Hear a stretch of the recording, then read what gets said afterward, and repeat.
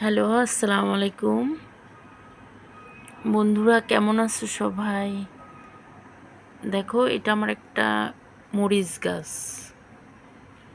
গাছটা আসলে বেশ বড়সড় হয়েছিল, কিন্তু বর্তমানে এর পাতাগুলো কোঁকড়ায় যাচ্ছে, যার কারণে কোনো মরিচ এই গাছ থেকে হচ্ছে না।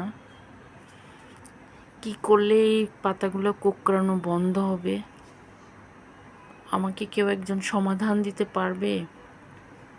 গাছে পানি আমি অল্প পরিমাণে প্রতিদিন অল্প অল্প দিই, সামান্য দিই, কিন্তু তারপরও কেন এরকম হচ্ছে বুঝতে পারছি না। এই যে একদম কোঁকড়ানো, কিন্তু অনেক ফুল আসতে চেয়েছিল, আসে নাই।